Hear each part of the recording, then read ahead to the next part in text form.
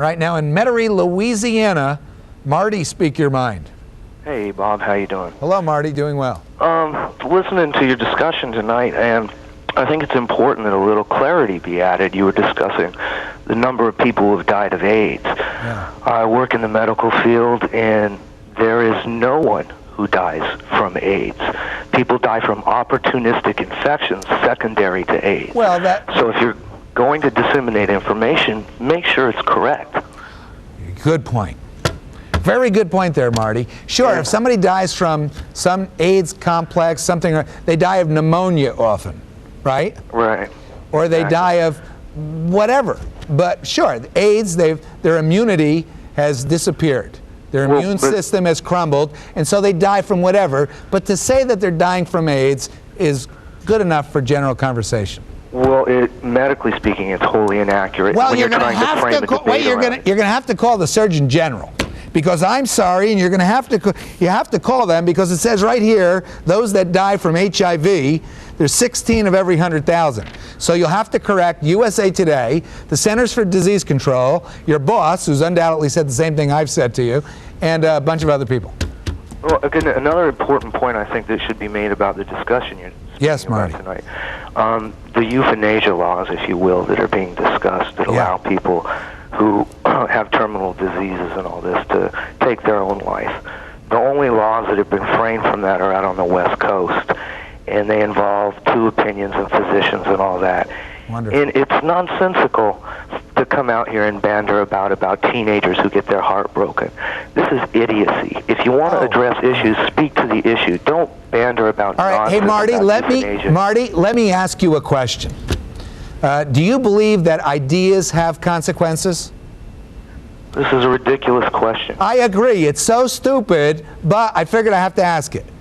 You do agree, Marty, you do agree that ideas have consequences, right? Not necessarily. Oh, man, not necessarily. Actions have consequences. Ideas don't have consequences. Actions. All right. So if you teach children that there's no such thing as right and wrong, and then you see them begin to kill one another and commit suicide, you'd say that that idea, that there's no such thing as right and wrong, has no consequence, no bearing on the fact that today kids are killing themselves in epidemic numbers. There's no relationship to what the children are doing to what we're telling them.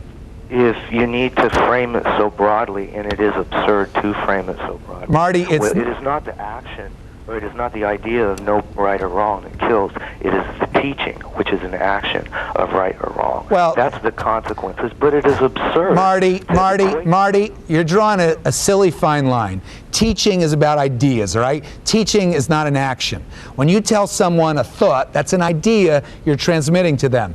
And when you express the idea that it is acceptable to kill yourself to solve your problems, that's euthanasia, right? Have you ever known anyone who died from a terminal disease? Marty, yes. My mother died from a terminal disease. Marty, great. My grandmother too, and others I know.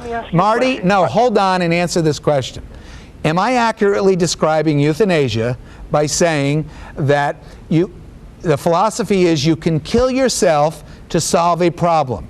In one case, it's pain. You can kill yourself to solve a problem. That describes euthanasia, would you agree? No. I believe that what you've done is taken the debate clear out of context. Marty, you are a liberal. Wait a minute. No, wait a minute. Marty? Name calling is not going to solve anything, Bob. You're degenerating. Why won't you let me finish my sentence? You know, it's ridiculous. Okay. The TV just muted the viewer. All right. That doesn't happen every day. Marty, I'm going to bring you back and give you one more chance to answer the simple question. The question is euthanasia teaching that it's acceptable to kill yourself to solve a problem? All right. Marty? Is Marty there? So I understand now. I have to give you the answer you want. No, you just have to answer the question, and then the audience can decide. There is a good possibility I'm a liberal, but there's a better possibility you have no brain. Okay, there we go. Marty, you are a liberal. You are a liberal, but that's not the point under discussion now. Let's see if you can answer this question. Is euthanasia teaching that it's acceptable to kill yourself to solve a problem? All right, see if you can answer that. Marty. Hell no. Okay, goodbye, Marty. Okay, Marty is a liberal, and liberals are afraid, they're afraid to talk about the simplest truths. Euthanasia, you kill yourself because you're suffering from whatever, a disease, a terminal illness, maybe in the case of Jack Kevorkian, not so terminal illnesses, sometimes just depression, but you kill yourself to resolve your problem. That's what euthanasia is. Marty's afraid to admit that. Something everyone knows, even Marty. Why is he afraid to admit it? Because the next step is undeniable. If adults are saying you can kill yourself to solve a problem, then children will apply that to their lives. Just like they smoke when they see adults smoke. And they'll say, I can kill myself to solve a problem. It's acceptable. It's okay. And so liberal ideas have consequences. Our kids are killing themselves, and we got to protect them.